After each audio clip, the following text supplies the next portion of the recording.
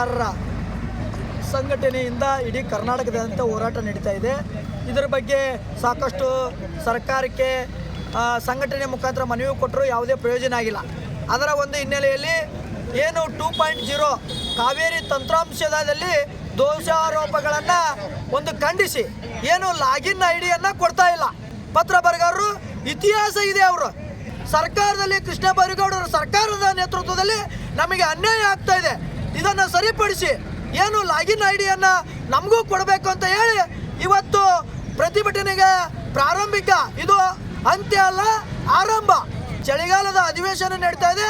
ಅದರಲ್ಲಿ ತಾವು ಕೂಡಲೇ ಇದು ಏನು ಶಾಂತಿಯುತವಾಗಿ ಆಗಿದ್ದು ಉಗ್ರವಾಗಿ ಮಾರ್ಪಾಡಕ್ಕೆ ಬಿಡದೆ ಇದನ್ನು ಸರಿಪಡಿಸಬೇಕು ಸರ್ಕಾರ ಅಂತ ಈ ಮೂಲಕ ಸರ್ಕಾರಕ್ಕೆ ಒತ್ತಾಯ ಮಾಡ್ತೀವಿ. ಕರ್ನಾಟಕ ರಾಜ್ಯ ನೋಂದಣಿ ಮತ್ತು ಮುದ್ರಾಂಕ ಇಲಾಖೆಯಿಂದ ಪರವಾನಗಿ ಪಡೆದ ದಸ್ತು ಬರಹಗಾರರ ಒಕ್ಕೂಟ ತಾಲೂಕು ಘಟಕ ರಾಣೆಬೆನ್ನೂರು ಇದರ ವತಿಯಿಂದ ನಮ್ಮ ಪತ್ರ ಬರಹಗಾರರ ಬೇಡಿಕೆಗಳನ್ನು ಮತ್ತು ನಮ್ಮ ಪತ್ರ ಬರಹಗಾರರಿಗೆ ಪ್ರತ್ಯೇಕ ಲಾಗಿನ್ ಐಡಿ ಕೊಡುವ ಕುರಿತು ಮತ್ತು ಅನೇಕ ನಮ್ಮ ಬೇಡಿಕೆಗಳ ಸಲುವಾಗಿ ಇವತ್ತು ನಾವು ಕರ್ನಾಟಕ ರಾಜ್ಯಾದ್ಯಂತ ಪ್ರತಿಭಟನೆ ಶಾಂತಿಯುತವೇ ಪ್ರತಿಭಟನೆ ಮಾಡ್ತಾ ಇದ್ದೀವಿ.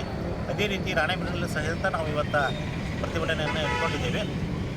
ಸುಮಾರು 2000 ಇಸ್ವಿಯಲ್ಲಿ ಸ್ಟಾಂಪ್ ಪೇಪರ್ ರದ್ದಾದ ಬಳಿಕ ಕರೀಂಲಾಲ್ ತೆಲಿಗೆಯವರ ಹಗರಣದಿಂದ ಕೆಲವೊಂದಿಷ್ಟು ಆಗಿನ ಸರ್ಕಾರದ ಮಿನಿಸ್ಟ್ರುಗಳು, ಮಂತ್ರಿ ಮಹೋದಯರು ಮತ್ತು ಅವರ ಎಳೆಯಂದರು ಮಕ್ಕಳು ಆ ಹಗರಣದಲ್ಲಿ ಸಿಕ್ಕಿದ್ದರಿಂದ ಸ್ಟಾಂಪ್ ಪೇಪರನ್ನೇ ರದ್ದುಪಡಿಸಿ ನಮಗೆ ಅದರಿಂದ ತೊಂದರೆ ಮಾಡಿ ಆ ಸಂದರ್ಭದಲ್ಲಿ ಎಸ್.ಎಂ. ಕೃಷ್ಣರವರು ನಮಗೆ ಇವರಿಗೆ ಸ್ಟಾಂಪ್ ವೆಂಡರ್ಗೆ ಪತ್ರ ಬರಹಗಾರನ ಲೈಸೆನ್ಸನ್ನು ಕೊಟ್ಟು ಇಲ್ಲಿವರೆಗೂ ನಾವು ಮಾಡ್ಕೊತ ಬಂದ್ವಿ.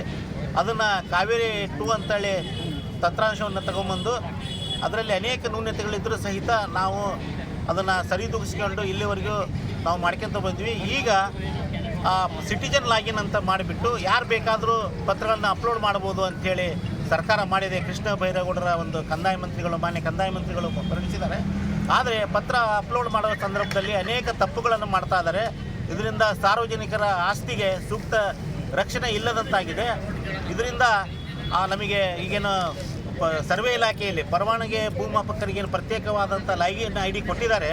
ಅದೇ ರೀತಿ ನಮ್ಮ ಪತ್ರ ಬರಹಗಾರರಿಗೆ ಪ್ರತ್ಯೇಕವಾದಂಥ ಲಾಗಿನ್ ಕೊಟ್ಟಲ್ಲಿ ನಾವು ಇನ್ನೂ ಹೆಚ್ಚಿನ ರೀತಿಯಲ್ಲಿ ಸೇವೆ ಸಲ್ಲಿಸೋಕ್ಕಾಗುತ್ತೆ. ಇದರಿಂದ ಸಾರ್ವಜನಿಕರು ಸಹಿತ ಅನುಕೂಲವಾಗುತ್ತೆ.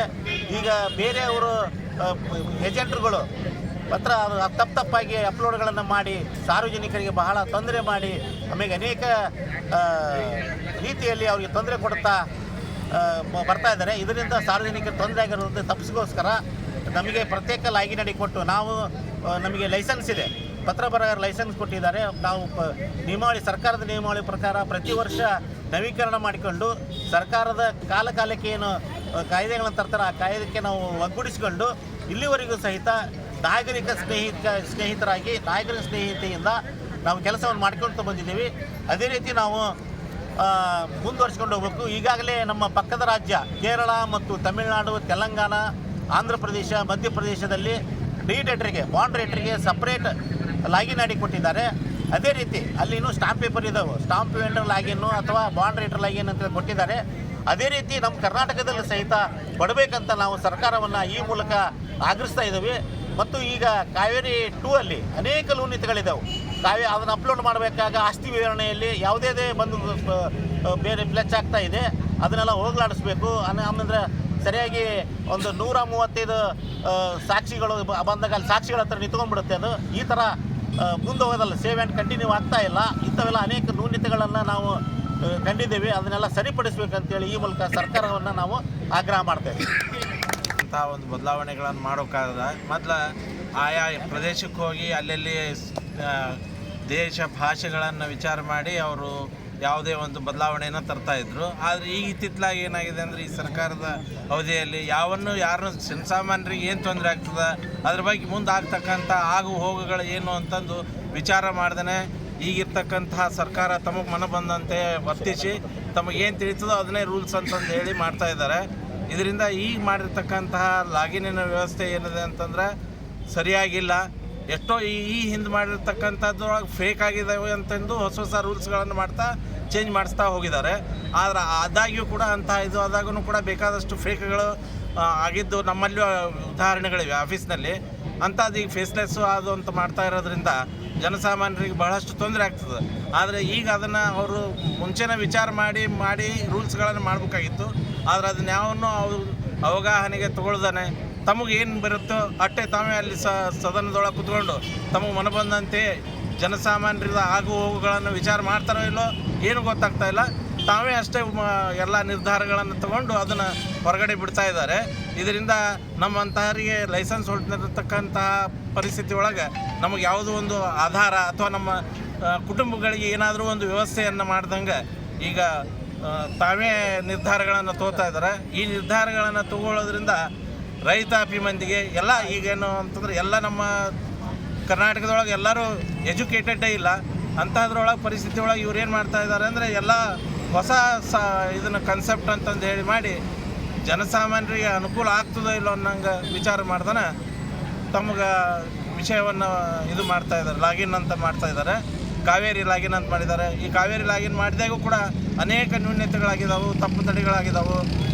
ಅಷ್ಟಾಗಿನೂ ಫೇಕೂ ಆಗಿದ್ದಾವೆ. ಫೇಕ್ ಆಗೋದಿಲ್ಲ ಅಂತ ಹೇಳಿದ್ದಾರೆ, ಅದರಲ್ಲಿ ಫೇಕ್ಗಳಾಗಿದ್ದಾವೆ. ಉದಾಹರಣೆಗೆ ಆಧಾರ್ ಕಾರ್ಡ್ಗಳನ್ನು ಫೇಕ್ ಮಾಡಿ ರಿಜಿಸ್ಟರ್ಡ್ ಆಗಿರ್ತಕ್ಕಂಥ ಇವು ಬೆಂಗಳೂರಲ್ಲಿ ಆಗಿದ್ದಾವೆ, ನಮ್ಮ ರಾಣೆಬೆನ್ನೂರಲ್ಲಿ ಅದಾವೆ, ಹಿರೇಕೆರಲ್ಲೂ ಆಗಿದ್ದಾವೆ. ಇಂಥವೆಲ್ಲ ರಗಡಷ್ಟು ಪರಿಸ್ಥಿತಿ ಆಗಿದಾವೆ. ಅದಕ್ಕೆ ಇನ್ನು ಫೇಸ್ಲೆಸ್ ಆದರೂ ಅಂದರೂ ಕೂಡ ಇನ್ನಷ್ಟು ತಪ್ಪು ತಡೆಗಳು ಆಗ್ತಾವೆ. ಆದ್ದರಿಂದ ಅವರು ಇದನ್ನು ಕೈಬಿಟ್ಟು ಹಳೆ ಇರ್ತಕ್ಕಂಥ ಪದ್ಧತಿಯನ್ನು ಜಾರಿ ಮಾಡಿ ಜನಸಾಮಾನ್ಯರಿಗೆ ಅನುಕೂಲವಾಗುವಂತಹ ವ್ಯವಸ್ಥೆಯನ್ನು ಮಾಡಿಕೊಡ್ಬೇಕು ಅಂತಂದು ವಿನಂತಿ ಮಾಡ್ತಾ ಇದ್ದೀವಿ.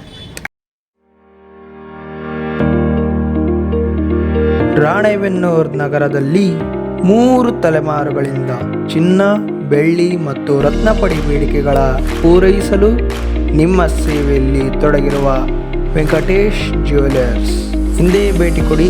ಅಂಗಡಿಯ ವಿಳಾಸ ದುರ್ಗಾ ಸರ್ಕಲ್, ಗುತ್ತಲ್ ರೋಡ್, ರಾಣೆಬೆನ್ನೂರು.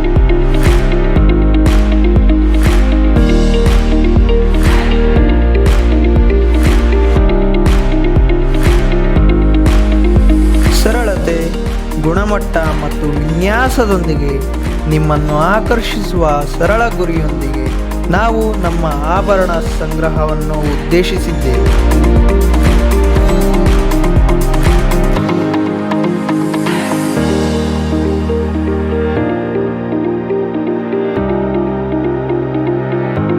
ನೀವು ಧರಿಸುವ ಆಭರಣಗಳು ಸುಂದರ ಮತ್ತು ಅರ್ಥಪೂರ್ಣವಾಗಿರಬೇಕು ಎಂದು ನಾವು ಬಯಸುತ್ತೇವೆ. ಇನ್ನು ಏತಕ್ಕಾಗಿ ಕಾಯುತ್ತೀವಿ? ಹಿಂದೆ ಭೇಟಿ ಕೊಡಿ. Venkatesh jewellers, Durga circle, Guttal road, Ranebennur.